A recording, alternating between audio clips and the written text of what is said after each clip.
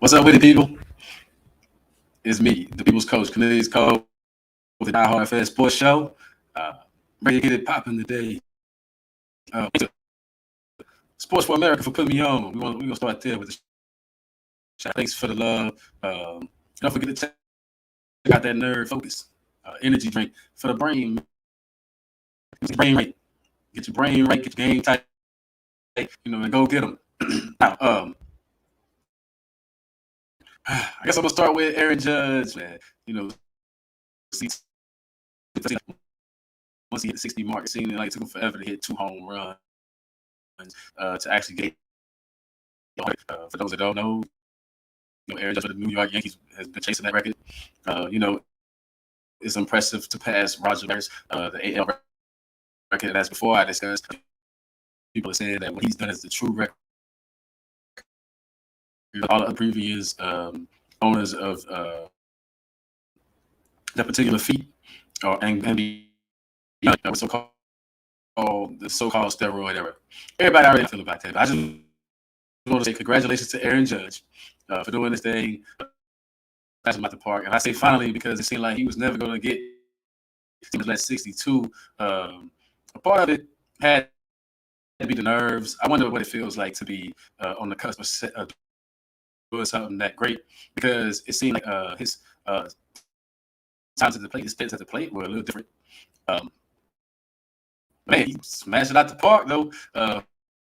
Finally got it, hit the home runs. I appreciate that. It was something to watch. And then when we got 62, it seemed like that forever. 5.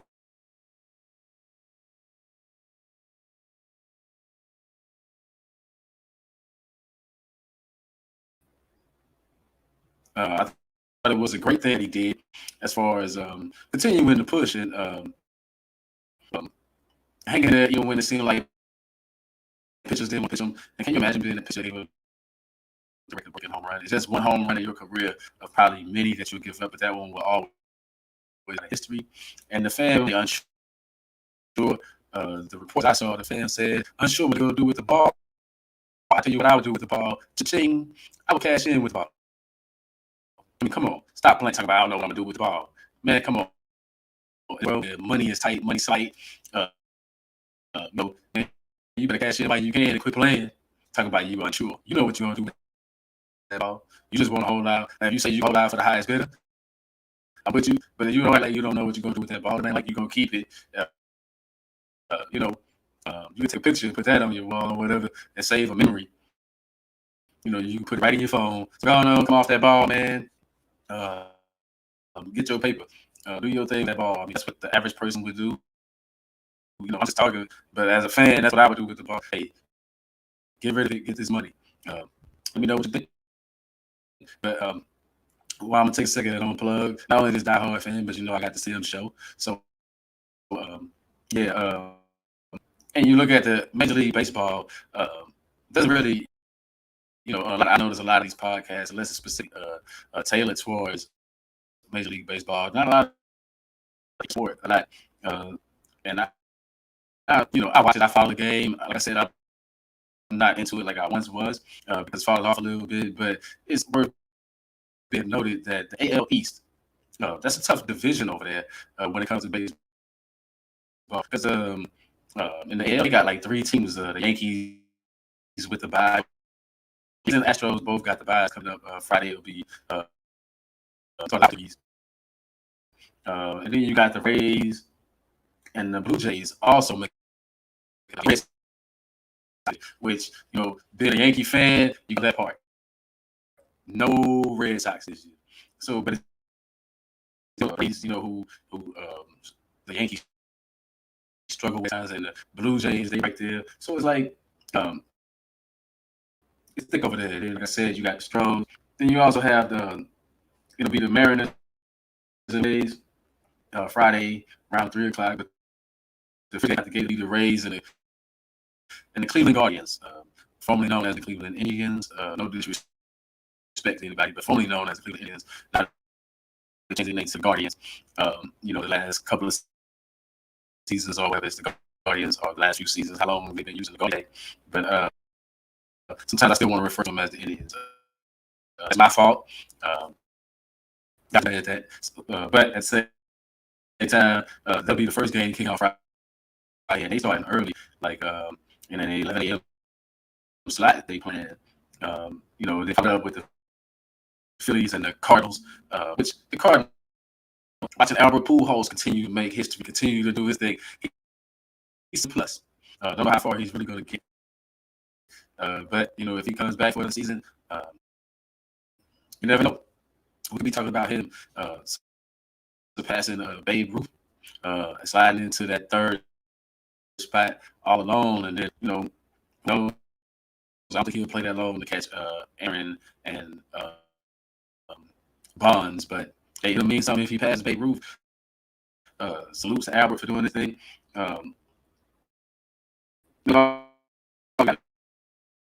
Padres and the Mets. Then we play at 7 o'clock Friday. Saturday, it was just running back. But you had the Padres like, okay, so the San Diego Padres, they still ended up doing their thing. But I feel like they would have been a stronger team. Suspended by name because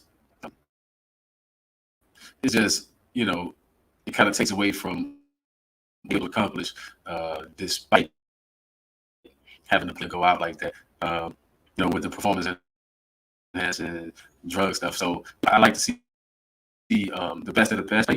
But in the wild card series, I don't know who you got. I don't know who you would take, and on the other side, you got the Dodgers and the Braves sitting back in the NL, waiting on the winner of the wild card games, respectively. I said the Yankees and the Astros waiting. And those Astros, hometown team, been born, raised in Houston. I got to salute Houston, man.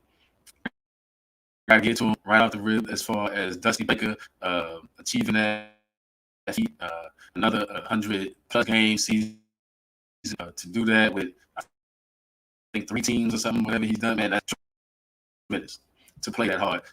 What's a put, that's right there when you can say that you did that on several fronts. But then you got the Astros, they always been competing for the crown.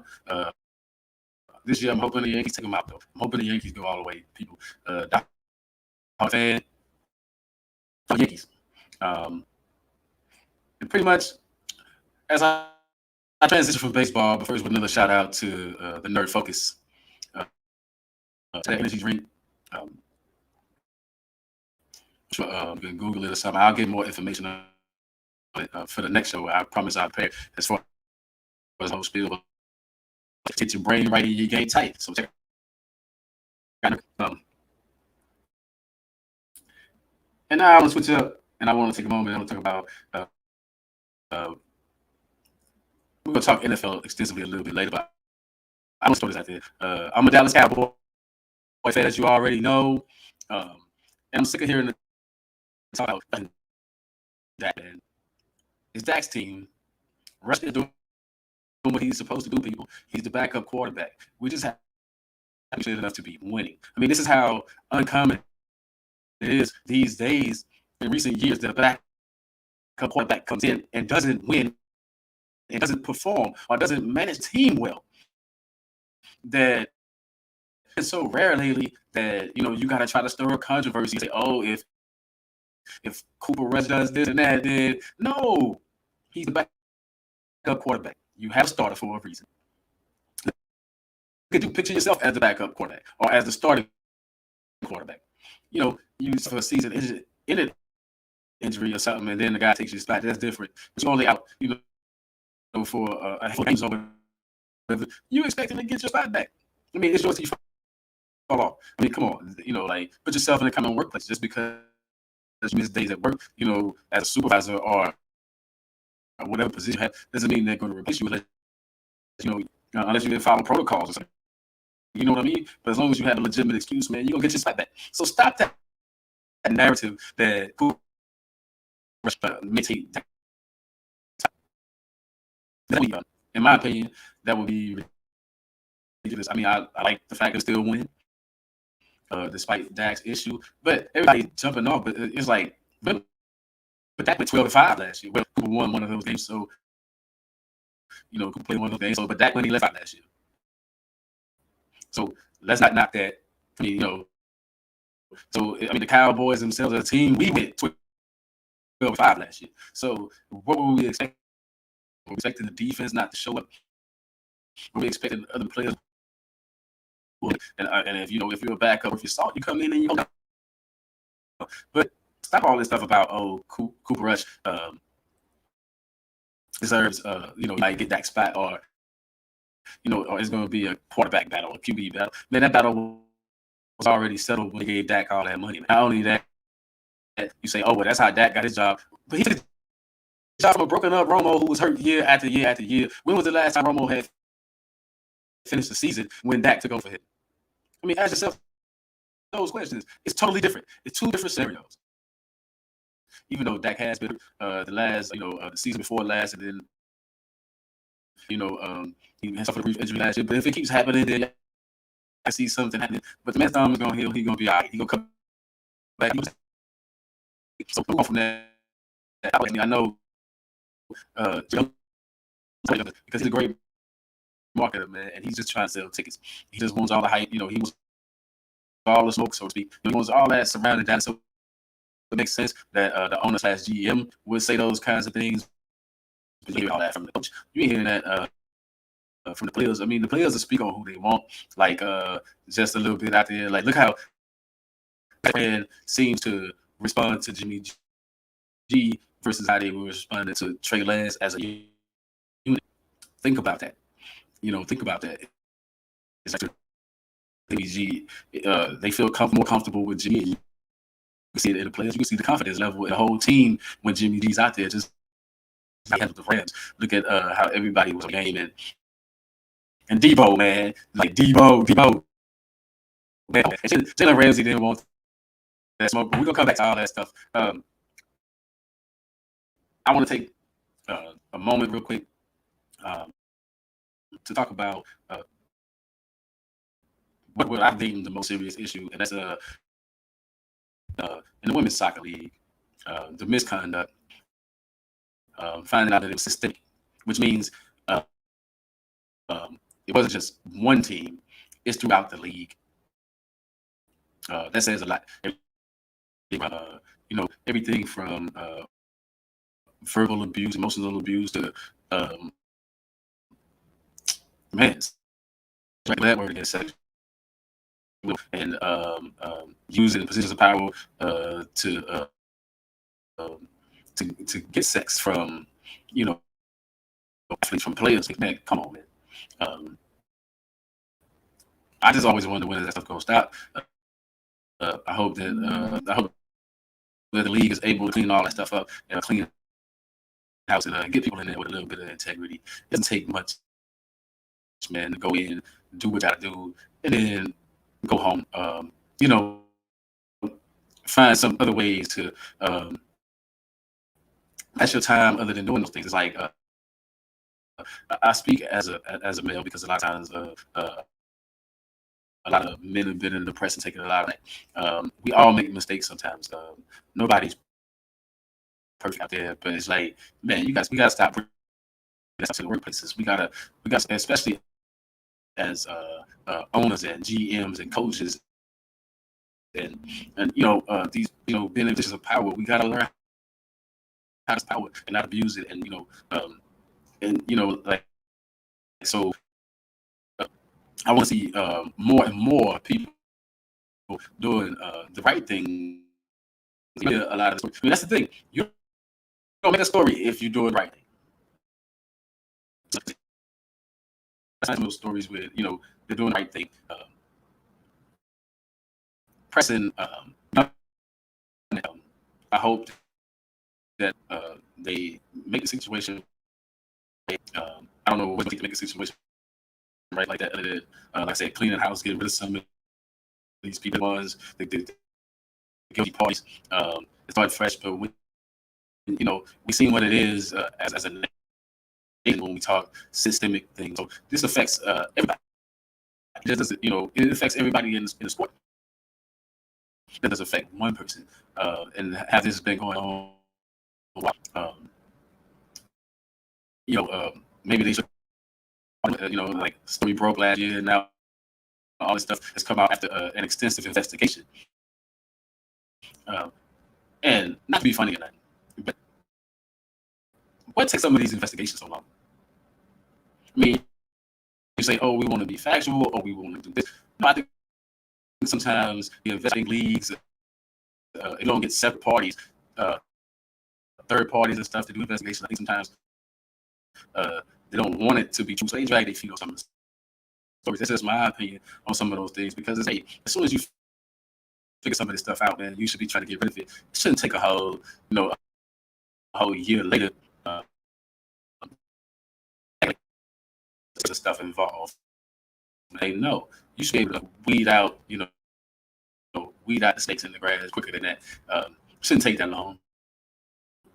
So stop dragging your feet when it comes to these issues. Is another thing that I would say. Like if we press to make sure that these things are corrected when they cite, then they won't keep happening. It's really so I don't know what to think, but let me know. And moving on, we'll bounce around a little bit, but first, I just want to say college, I guess. Some teams are there, some teams, it's pretty much the same old thing. That it's pretty much a 2-horse race. You could throw Ohio State in there if you want to until they lose to Michigan or something, and then we're just going to be talking about the same two teams, Georgia and Alabama. That's why I'm not impressed with the college rankings. So I won't even go to a list of what games to watch and stuff like that this week, because it's so disappointing and it's so deflating. But I will say that the Big Ten are spending, like they're getting rid of coaches. No matter how good you've been previously, now with the change of the guard in the Big Ten, with USC and UCLA, that's a little bit of pressure. Hey, we got to try to keep up. We got to try to come in. We got to be marketable, because it's about to get tight. So get the best that we can up in here right now. We can't settle for mediocre anymore. I think with some of these teams switching up conference, it's going to force you. We saw a preview of what Texas and Alabama over here will be like. You see, Texas did win, but we see that it's going to be like some pressing. And the only other thing I say about college football is what at this point with OU. I used to live in Oklahoma, and I know a lot of Sooner fans, a lot of people, that love OU Sooners. My ex-wife is a huge OU fan, so watching them lose, sometimes in the fashion that they lost to TCU, like Texas Christian put it up, like they, it was shellacking. That was just a straight beat down. Like OU had no answers. I know their quarterback is alien or whatever, but at the same time, like what OU was that? You say, oh, we got a new coach, we got man, and no excuses. They had 1 mile, and then you lost, and they lost. So out of there, that tends to happen sometimes with the teams. I think Alabama showing against Arkansas. It was Alabama doing. Arkansas wasn't ready for the challenge. We see what Arkansas, they quickly turned back into a pumpkin as well. Things like that happen. So, but like I said, it's always the same. That's never going to change. Probably week after week, no matter what happens, and one of those teams loses somebody very irrelevant. And I think that's what games are going to be more meaningful. I think they're almost done with the joke game. Might be a couple of more, Alabama might have a joke game all the way, as deep as a week 7 or 8 or something. I don't know who does the scheduling, but beef up your schedule, and then these games where it's like huge blowouts. Who wants to compete against somebody that you're going to beat 70 0 or 56-10 or something. Who wants to compete? Like, that's not.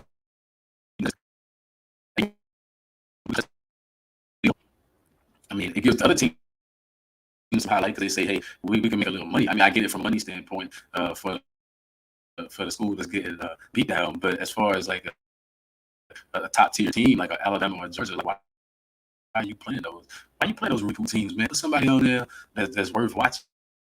You know, worthy of prowess, worthy to be in that on the same field with you, and stop beating up on these smaller teams. I mean, on these teams that are significant. I mean, that's Raiders.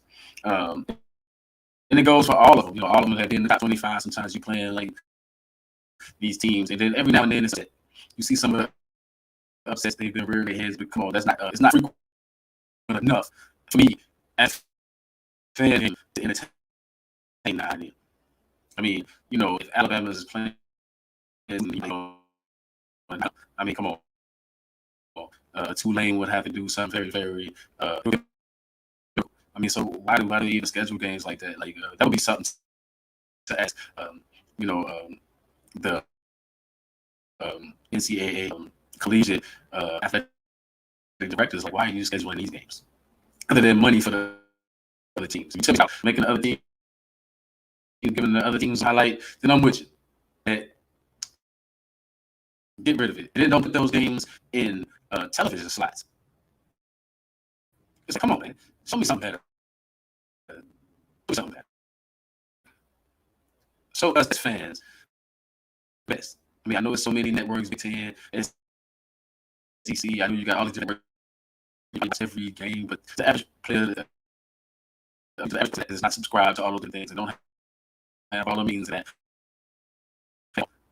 Give us better games than some of the games that you give us in those slots. Watching Michigan beat up on, even if it is a Big Ten matchup, watching Michigan beat up on. That's not impressive. That's not impressive. What you doing, Fox? What you doing, time slot? What you doing, ABC, CBS, NBC, all these networks? What are you doing with some of the games? Like NBC mostly carries the Notre Dame games in most of the markets where I totally get, Notre Dame does their own thing. Had them for most of my life. I'm just saying, the rest is good with it. Now, moving off that college ball, let's get into what we want to talk about. Two things I really want to talk about. NBA. First thing, I'm gonna go to NBA really because it's a lot of talk about. It's always going to be talk about certain players and certain teams. I've said it before. I was Zion Williamson is going to be dominant. Maybe he's dominant as Shaq. Maybe he might be dominant. Man, look, there's never going to be another Shaq. Because one, those that know Shaq was a great player at his time. But let's just keep it real. You can't throw those elbows like Shaq no more. You can't throw space like that no more. You can't just smash person's chest or person's face anymore. Like some of things. Shaq did take his share of punishment and pounded him down low because they had no choice. He was bigger than everybody else. They had a choice, but they back at Shaq and all that kind of stuff. Put him at the free throw line. Those kind of things came into play. But Zion Williamson ain't on that level, man. I'm just gonna put that out there. The guy's played 85 games in 3 years, man. You've seen enough of Zion to know exactly what he's going to do. Let's just let Zion make it through one season first. Try that. Pump the brakes. I mean, it's funny the way it strays from person to person. Like, these people are big up as Zion saying he's going to do this, he's going to do that. Then, AD is already, Anthony Davis is already a champion. He's already can take over the game and dominate. Because it's saying, like, they say, oh, he's going to crack. Well, Zion might crack as well. I mean, so it's like, for me, it's all fair game. I don't want to see anybody injured. I want to see the best play. I want to see the best play. But we're not seeing, like, I think we get robbed at sometimes. Like, Lennon back. I touched up on that before. From what I saw of the highlights, didn't watch the game or whatever. When I saw the highlights, he looked pretty good. He looking like the Clippers might come in challenge for the crown, which is what I want to talk about. Teams that I figure that are going to really challenge for the crown. We can start with the Golden State Warriors are at top. They're going to be around and somebody's going to be sniffing it. Sniffing the championship somewhere at some point. So unless something happens, unless the big stars like get hurt or knocked out or something. But now Golden State, as long as they're healthy. Now this is going on healthy. If all these teams are healthy, it's going to be an interesting Western Conference. It's going to be really challenging. 1 through 10, whatever. It's going to be possibly do their thing. Even though I hate to admit, I lived up in Minnesota. I also live in Minnesota, so they rooting for the team Wolves and stuff. But they might have something. They can bring that team together. They look like they might have something. And like he played. But Ja Morant and the Grizzlies, they bring some squads. These squads to play. But I think don't act as when Kawhi was healthy. Was it running the West regular season? I'm not saying in the postseason, but I'm saying in the regular season. Remember the 1 year the kind of stuff that they pulled like to avoid Lakers in the first round. They decided to drop down. I think they were like the 2 seed or something. They dropped down to like the 4 seed to avoid the Lakers in the first round or whatever. I don't see them ducking anybody with Tyronn Lue. They did that with Doc Rivers, I think, but I don't see them ducking anybody with Tyronn Lue. I don't see the point of ducking anybody with Tyronn Lue. I think Tyronn Lue says, I'll bring my coaching skills and my players with their skills. But it's going to be interesting to see Clippers. How they go. I think they'll be front runners. No one through 3 seed. That's what I expect for them. No lower than the 3 seed. Yeah, I said it, the Clippers will be no. As long as Kawhi is healthy all year, it doesn't matter about. It does matter as far as when it comes to the cohesiveness. We know that when he plays, the team seems to make different moves. So I really want to see them make it to a Western Conference Finals, and actually, win in the Western Conference Finals. They made it, but then they lost. But I want to see them win in the Western Conference Finals. So I'm looking at them as front runners, and then this year, like I'm looking at Golden State. Golden State will be somewhere 1, 2, 3, no less than 4 seed or something like that. Depends on how hard or rest they want to improve that they are. Like they might have a little championship hangover the beginning of the season, but then they'll pick it up. And Dallas, man, that's gonna be one of those top 3 teams. So my top 3 teams over there in the West, I got the Warriors and I got the Dallas Mavericks. As long as Luka's healthy, as long as that team comes, I think Luka's ready for that challenge. I think Luka will be a man on a mission this year. And despite his flaws on defense, I think Luka is going to have a little help this year. Hopefully, they play a lot of the 3 teams. I think can really run things out there. And just to round it off, to give a solid 4 teams, Memphis will be tough again. I know there's other teams over there. I had mentioned the T-Wolves, but I'm saying really, really challenging. And notice I didn't mention the Lakers. The Lakers will be somewhere in the mix, man. I go there too much, but somewhere in the mix because they got too much natural talent not to be. As long as those guys are healthy, then they could be a scary team. Especially, their leader, man, LeBron, man, he's nothing to sneeze at. So, but I don't see the Lakers being in the top 4. Those are my top 4 teams. So I'll get to you once again: Clippers, Golden State Warriors. I give you the Dallas Mavericks and the Memphis Grizzlies. My 4 top to challenge for the crown over there. Now in the East, it's quick into this NFL. Man, in the East, I like the Bucks. Of course, I've always said it. I'm a Giannis fan. I'm a huge Giannis fan. I think they don't. He'll be hard to stop. So I see the Bucks. Then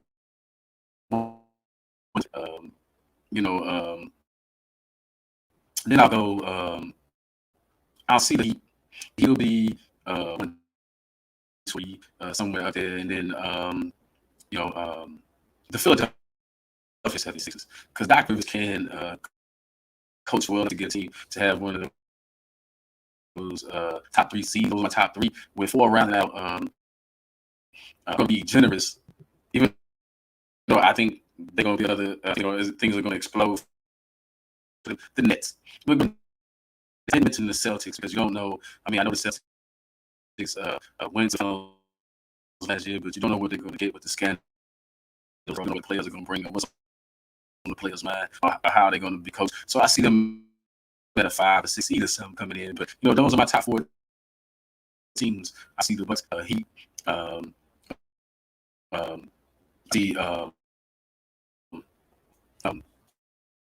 I lost my train of thought, but I see the Bucks, Heat,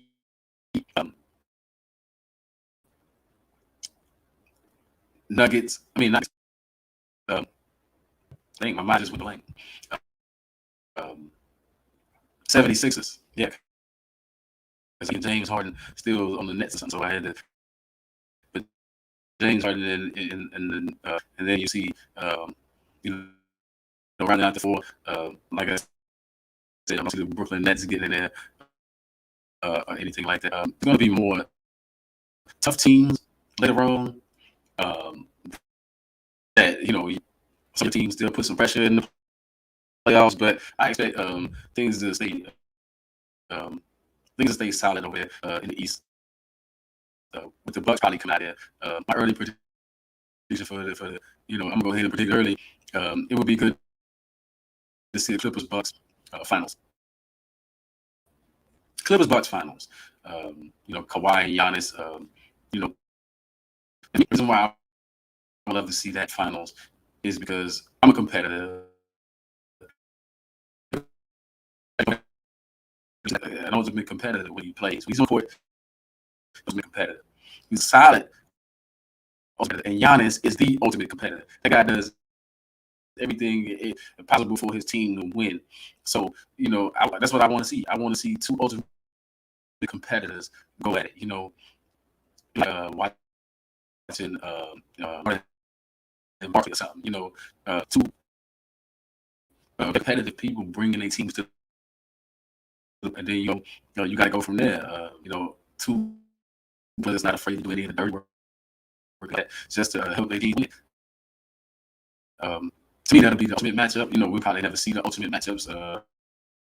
Just things that worked out those ways. But I'm going to say things against Sports for America.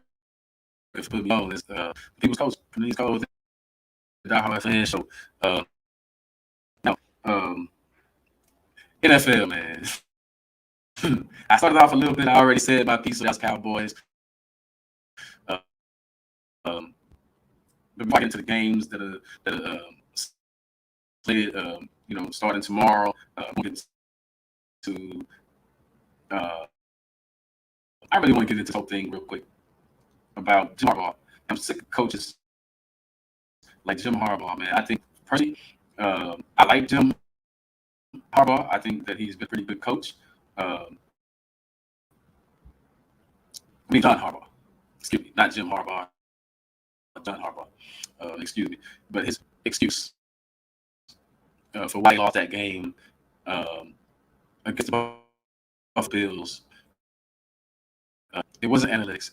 In my opinion, it was poor coaching. As a fan, I watched that whole game. I don't know how many people watched that whole game, but I watched that whole game. And, man, I think you rob quarterback as good as Lamar Jackson of chances to make a legacy or build on a legacy and stuff. When you make bonehead decisions, you should have kicked the field goal. It was a tough game. And if you really believe in your defense, like you instead of talking about getting them at the ball at 2, no. You should kick the field goal. You should kick the field goal. Or if you were to go for it on 4th down, then why is it a straight drop back for the most deadliest run at quarterback in the dang game? I almost lose my mind. Like, what are you doing? A straight when you've been killing RPO all game. He's had the option to come on, man. That doesn't even make sense. If anything, you could have ran an option play or something. You know, so you could have rolled out, done anything different to highlight this mess. Why is there a straight drop back on that play? Not saying that Lamar's got it better too. I mean, I don't put it all on. I mean, the play happened. But my point is, if you're coaching to win, that play doesn't happen.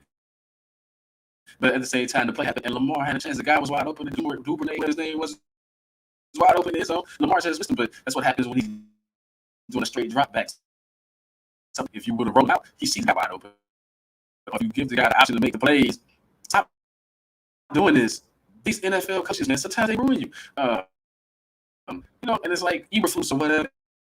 I feel like Justin Fields is taking a lot of heat for his play, for his poor play.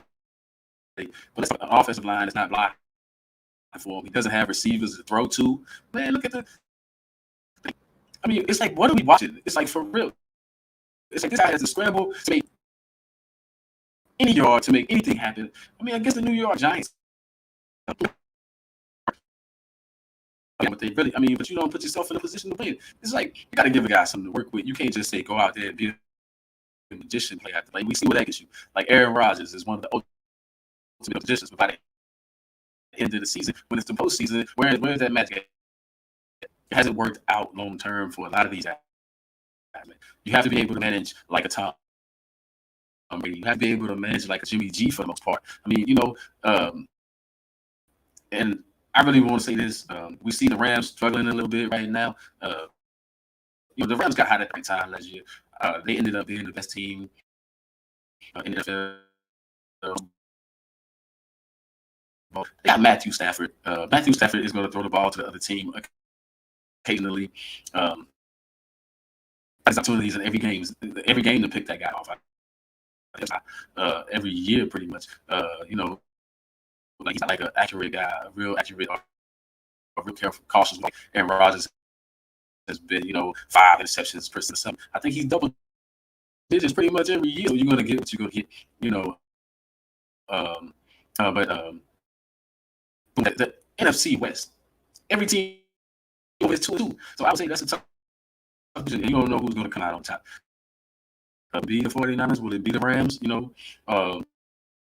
Seattle could even sneak in there. Impressed with Geno Smith, only from his standpoint. The guy got another chance. I've already said that before on the show, and I'm proud that he's got another chance. I'm happy for him to have another chance. But I don't know. Peak. They're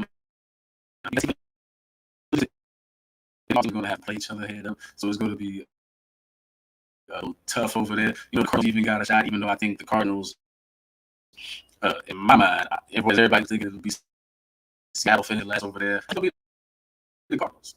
And the reason why I say that is because, man, what is the Cardinals offense?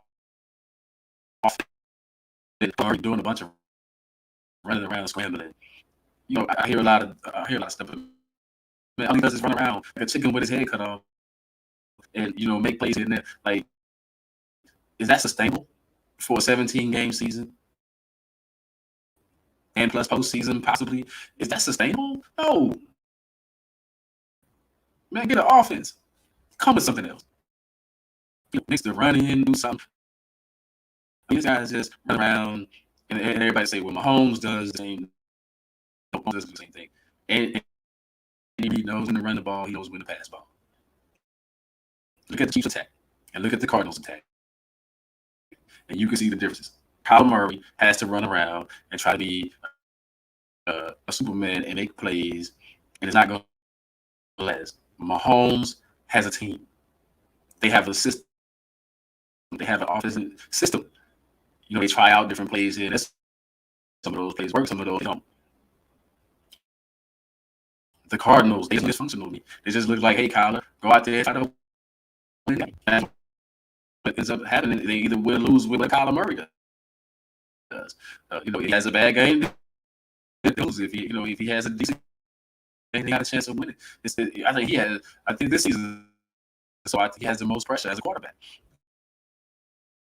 As far as scrambling around. Now you say Joe Burrow taking all the sacks. The quarterbacks that have been sacked a lot Matthew Stafford did a lot. You say, oh, they got a lot at stake. They got a lot. No way the pressure to perform. Matthew Stafford, McVay is good at mixing in the run here and there, trying to go to the run game, doing different things, take some of the pressure off Mr. Stafford times. And, but I think Matthew Stafford's problem was 19 targets to one guy.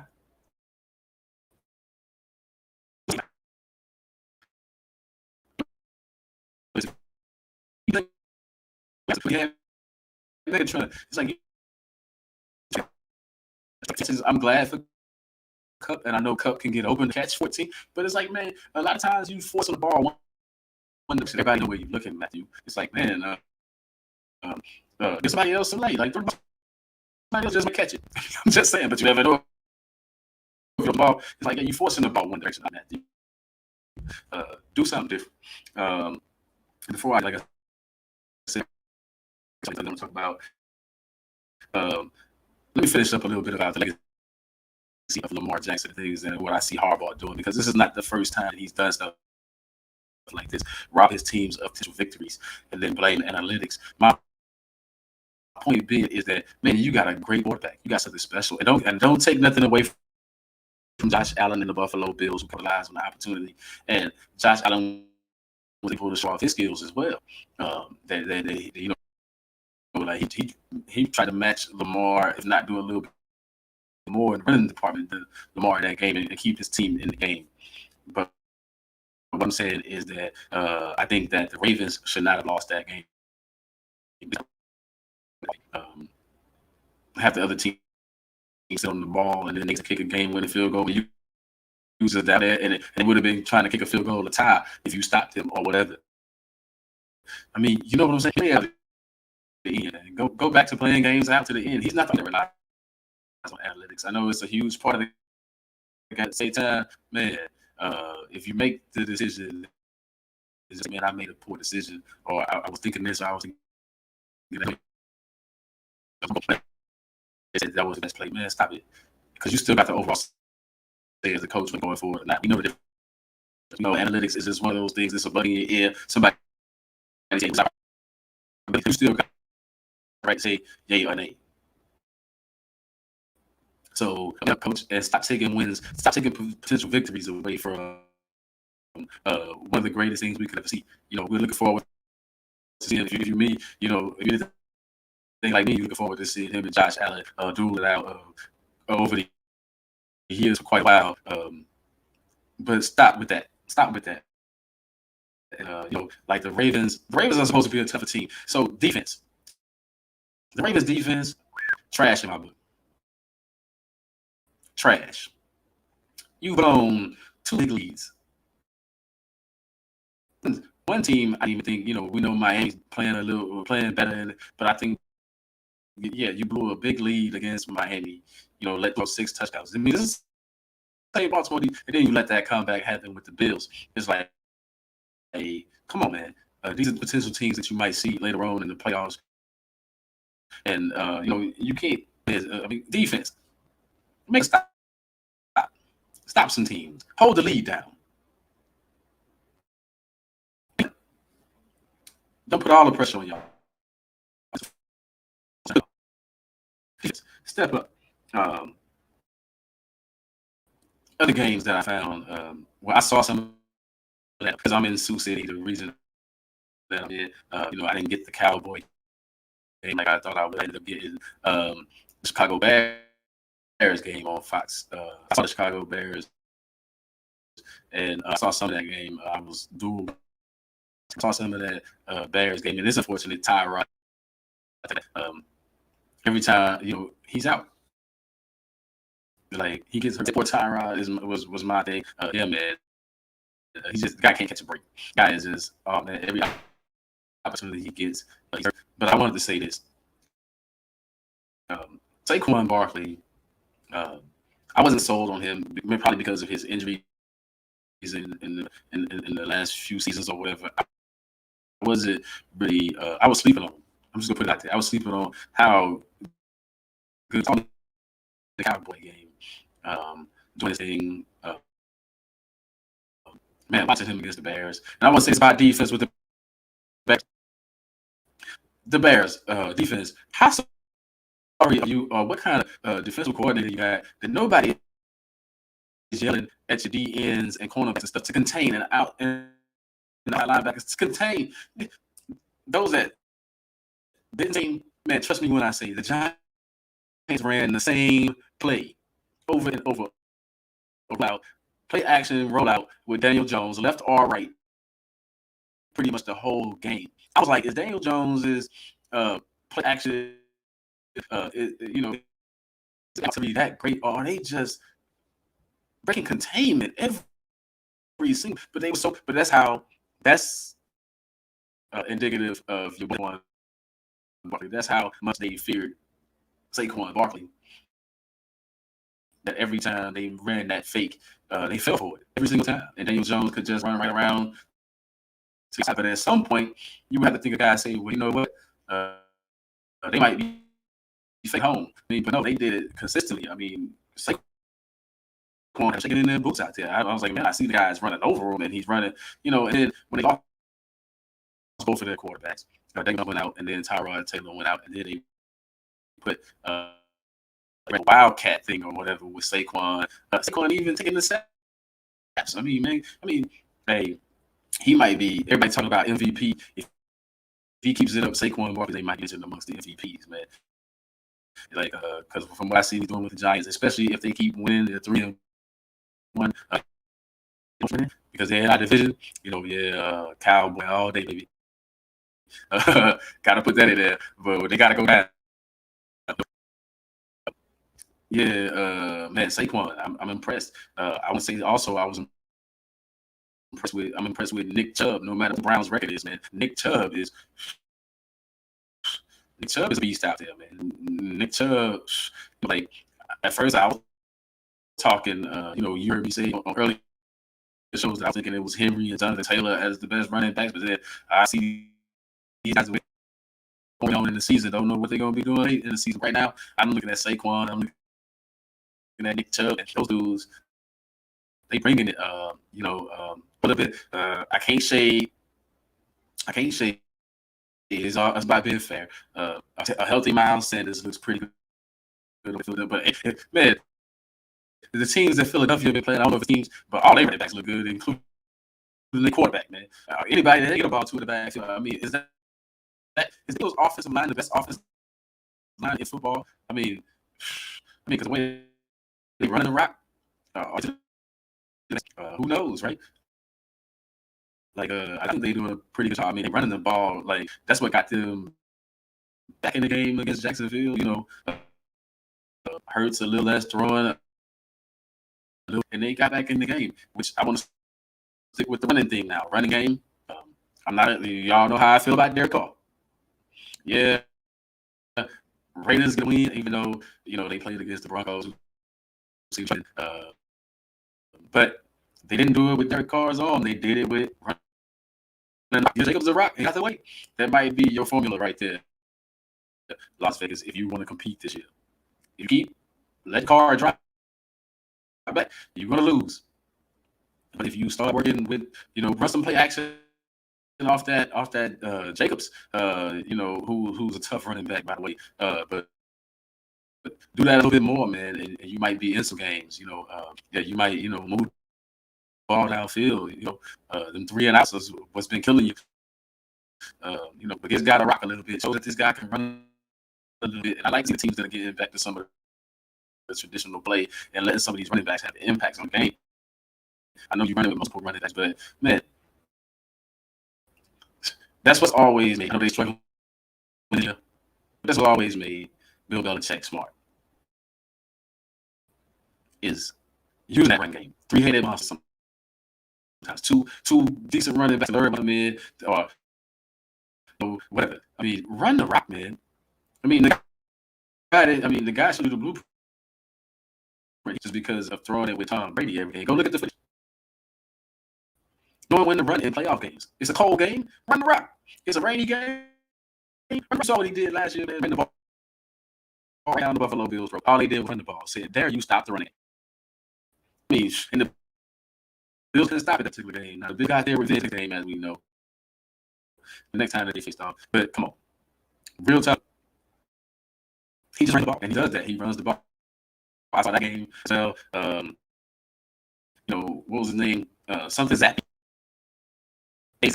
Out of Victoria, Texas, got a shot out there in Texas. I'm a Texas boy, so got a shout out there in Texas. I didn't know Zappy was from there. I just saw the game, and I saw he got his chance to go out there and perform. Brian Hoyer, and he looked pretty decent, but it was the running game, man. Harris and the boys, man, something like that, man. Stevens or whatever. I mean, I don't know. Belichick just seems to find decent, not running backs, but decent running backs that they can all share the load and they can all get to that position. Have kept them in the game against Green Bay, playing keep away from Rodgers, and Aaron Rodgers struggled a little bit. But a win's a win, and we know Aaron Rodgers. Like they lose like 3 games max. If they lose 4 games, you'll be surprised with Green Bay. I don't care who's what goes over there. Aaron Rodgers seems to LaFleur, the coach, man. Matt LaFleur, they've had, like Green Bay hasn't fallen off. Name the last time Green Bay has had a lose. You have to go back to probably Brett Favre days or something, because Aaron Rodgers has been there. I don't see too many losing seasons on Aaron Rodgers' record. I'm just saying. So Green Bay is going to be around challenging for the crown when it comes down to it. Now, shout out to very focused though. Like I said, man, try to bring out. What I'm saying? Get your brain right in your game type. Nervous. Now I want to pop on the games tomorrow. Broncos. I want to lean towards the Colts because I'm losing faith in the Broncos. The coaches don't evidently know how to use to be that effective, or it's just not translating to the field. But there's a lot of drop passes. The receivers not responding. But not only that, the defense is not doing what they would do. But I'm going to say the Broncos are going to win that game. Despite that, I think the Broncos defense. I saw Matt Ryan, the Chiefs, even though they won the game, but it's like he ducking shadows, man. I think they say Brady's done. I heard people say he's done. No, I think Matt Ryan's done. He ducking from shadows. Like, whoa, dude, that's your own shadow. Like, hey, that's not a defender coming to sack. That's your own shadows. So I just see in that. I don't think Matt Ryan is going. They might want to call Philip Rivers back. By the way, they did a little bit better with Philip Rivers than they done with the last. They tried out there in Indianapolis, or they might want Cooper Rush, right? They might want to try to call Jerry and make a move for Cooper Rush. Giants Packers.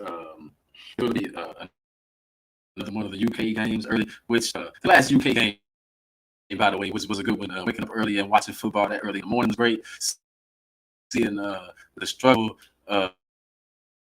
And the Saints, oh man! Now that field goal kick reminded me of a guy shooting a shot going for the game, and the ball going around the rim, almost down, and then bouncing back out. I mean, it was a kick from like 60 yards or whatever. It was just unfortunate that you hit the side of the right and then the crossbar. Whew. They gave the Vikings all they could handle. With the Vikings, I felt like should have won easily, considering Andy Dalton was the starting quarterback, and the Saints were full of injuries. Michael Thomas, things like that. But the Saints defense can keep them in games, even though I know they gave up 28. Can keep them in games. But the Giants and the Packers, easy for me to pick. I'm going with the Packers. I think the Packers will win an ugly game right there. Yeah, I think they'll win an ugly game.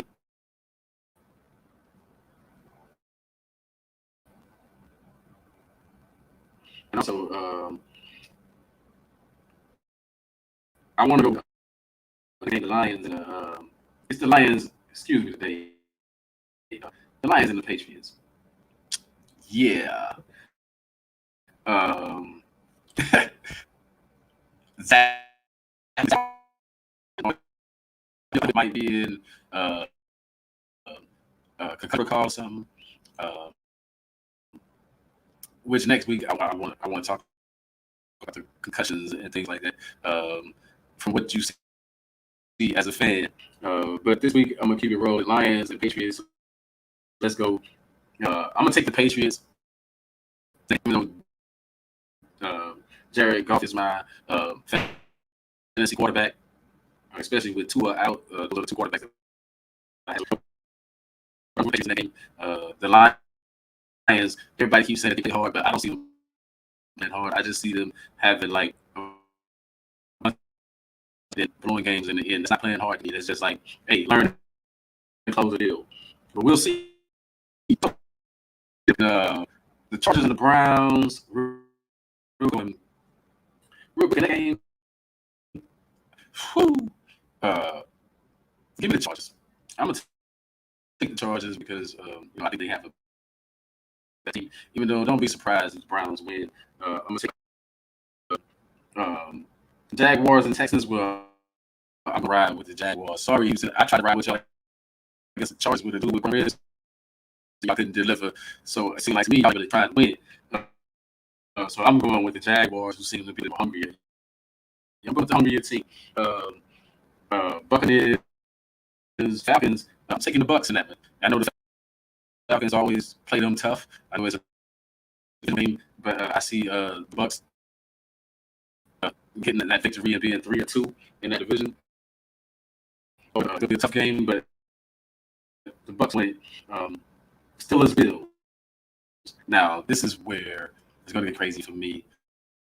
Steelers. Kenny Pickett's first win is going to be against the Buffalo Bills, and when it happens, be surprised because the people's coach told you that. Yeah, I just see that they got to get right, and this guy's debut as a starter, not just a half, but his first game. He's going to pull it off.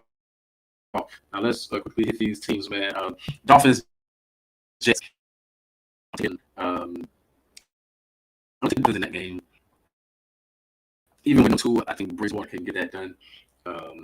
And it's the Jets. What's the name? Zach Wilson or whatever. Yeah, I'm taking the Jets. Let's go. Bears. Bears Vikings. That's going to be another upset pick. I'm going Bears in that one. I'm going Bears, and I'll tell you why. They are with the monsters of it. We always seem to play the Vikings tough. That defense is going to come into play. Anything because those interceptions, 1 for a pick 6. The Bears win that game.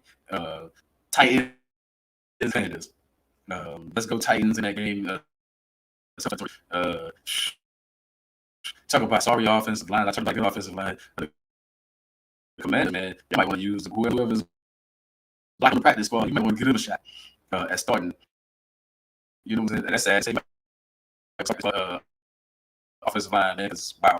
Anyway, Seahawks and Saints. I'm going to take the Seahawks. I said I like Geno Smith getting another chance, and I'm around Geno Smith and Pete Carroll in that one. Panthers. I'm going to take Jimmy G. Now I'm not a 49er fan, but I like G. I think win with him. I'm going to take that. And Debo, man, Debo. Which, by the way, Jalen Ramsey did not want to make that tackle. Did anybody see that? How he whiffed on that tackle? How he made it look like he was going for the tackle? Just like the guy away. He didn't want to get in the way of Debo. But put him one of the so-called best cornerbacks in the game. Like, real, what put fear in? Eagles, Cardinals. I like for the Eagles to lose that one, but let's just say the Eagles will be fine. I don't know. I think they're going to become. I'll be shocked if they don't. Now, Cowboys Rams. Now, I know this is my team. It's an interesting game. I'm going with the Cowboys in that one. I think that we have a better defense than they do. I mean, all they got is Aaron Donald. You let Aaron Donald. You can't block them all game, but nobody else on that D line. Why can't other people on that D line make plays and you got Aaron Donald being double in your team the whole game? I mean, that's just sad. That's just sad. I want to jinx it and say that they're going to steal their game at this point, but who? I there to see it. And like I said, CeeDee Lamb, you saw how he run people over. We already see Jalen Ramsey don't want that kind of smoke. Now, Bengals Ravens. I'm taking the Ravens in that game. I think Harbaugh is going to go ahead and let Lamar do everything in his power to help his quarterback make it. Also, then the Monday night game, just show up, man. Raiders or Chiefs. Of course, I'm taking the Chiefs. I think Patrick Mahomes is that guy. That's my time for this week, though. But man, it's been great putting this show on. Thanks, Sports for America, for putting me on. It's the People's Company's Code. Also, check me out Tuesdays on iHeart. It's my radio show. Have a good evening.